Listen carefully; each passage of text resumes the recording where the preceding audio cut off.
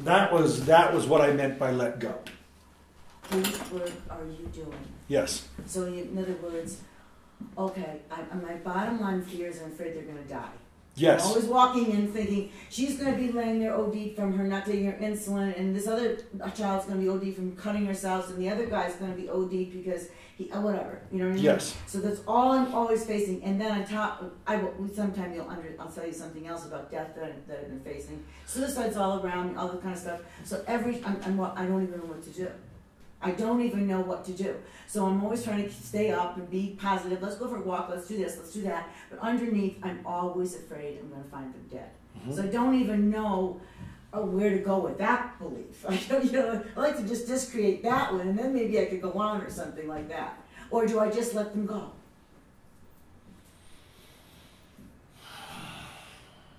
What a powerful trap you are all in with this exact same scenario. And I have not met a parent come through Fire Mountain that's not in the same trap. If I don't do this, they'll die. And I actually have some evidence to show you that when I didn't, they almost did. Sound accurate?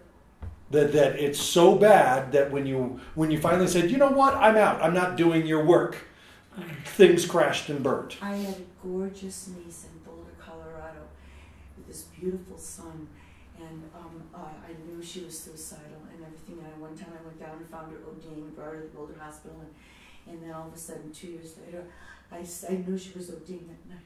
This beautiful girl, and I knew she was dying. I didn't go. I didn't know. I mean, it's like I have to let go, and then I had to see all the consequences of letting go too. It's huge. It's huge. I was the one I could have been there, but I've been facing this all my life with everybody around me, and it's like. What's reasonable to? What's the number that's the reasonable amount of lives that you should be completely and totally responsible for? What's the reasonable number? I don't think probably. I don't know. Maybe I don't know that answer. Well, but that's an easy. I want to say. You want me to say me, right? I want you to tell me the number that you think's reasonable for an adult, for you, for your particular situation, for you to be responsible for. How many lives is reasonable for you to be in charge of and be responsible for? I don't know the answer to that because they keep appearing all around me with these huge needs, just like this child you're going to get soon. Wait till you hear this story. I've heard it. Yeah. And I've had worse. I'm sure. And I've had better, and I've seen better do worse with their lives, and I've seen worse do better with their outcomes. And we're gonna be. But he's here because of me. He's going to come here because of me. Yes. You know what I mean? So he's one. Then there's another one. So if he survives, it's because of you and us. It's because you got him to us, and we got him through. And well, it's an attention I have to put on another person that could kill themselves, almost kind of, or might end up killing somebody or doing something wrong. You know, and he's a beautiful little boy. So, you know, I mean, I just feel responsible for a lot of people's lives, and my granddaughter in particular, and my daughter. So it's like, and they're all dying. You know, I don't know how. Does that responsibility for other people's lives stop at your family? No. Okay. Oh, no. Because it doesn't for you either. You've taken on the responsibility. It doesn't for me either. We've taken on the responsibility for a lot of lives. Yes. Okay. What's reasonable? There's nothing that comes into my mind that says the right thing. Like I can't say to you, well, I think it's 4. Great. So then if it's say that. That's great. It's boundless. I gotcha. So if coming up with a number is not reasonable, then can we come up with the parameters of what life means?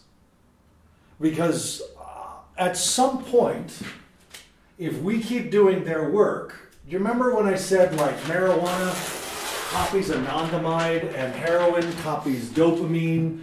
And when we start taking heroin, our brain goes, sweet, I don't have to make dopamine anymore because I've got this meth that is a copy of dopamine, but instead of my brain that's only producing a 7 dopamine level, this thing comes in at a 70,000. So not only can I shut this down, but this is way better. And I know my teeth are falling out, my marriage has failed, and the habit is caused by the lack of what the self can produce.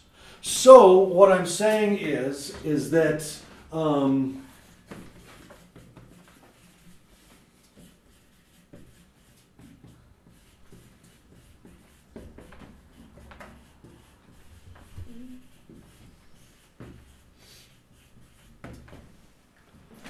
right? Yeah. That's a law in physics. This is a universal law.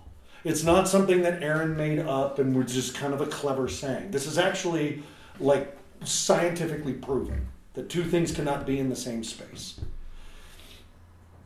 So you either take responsibility for their life or they do.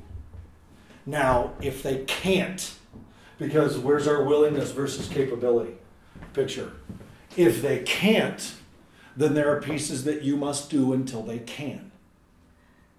Right? If they cannot, then you must step in because life and limb is on the line. Yes, and sometimes I don't even know if they can't, where it really exists, where it really is. I don't know if I believe it. Like, am I catering to them so much that they can't do it anymore? Or are they really kind of mentally ill? Now, hang on Or a are they second. slower? Stop for a second. Okay. Stop for a second because you are all dealing with a mix of environmental and neurological. Every single one of you are dealing with the child who has a mix of environmental circumstances and neurological circumstances.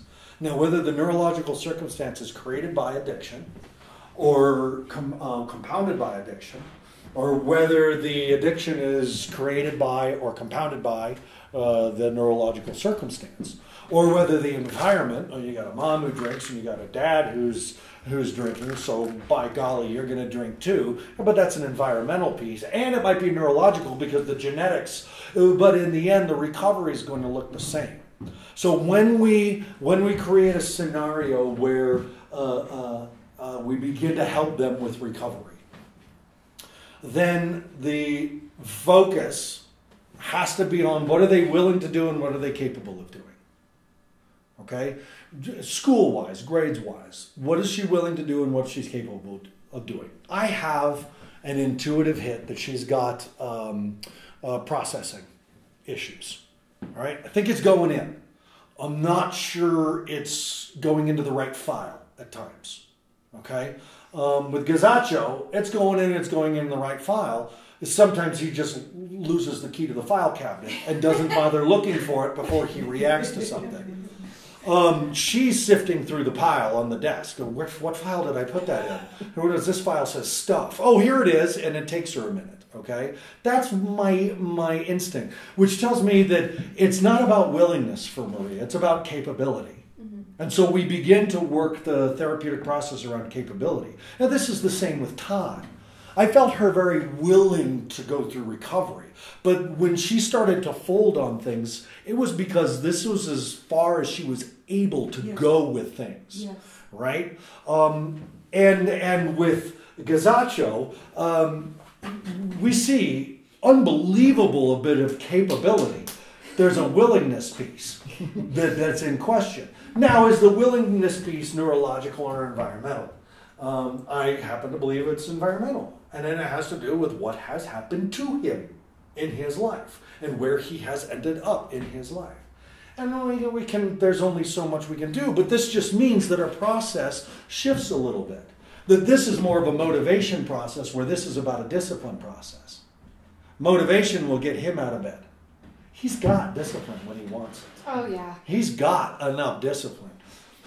So it's about motivation. What is going to get you out of bed? What matters so much you can't sleep more than 8 hours?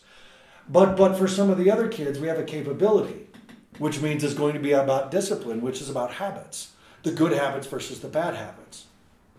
So does that mean that we start to set up our day so that at the same time each day she has something that she can count on that's happening? Well, that makes sense to me. Is that something that you guys have to create and put in place? Yes.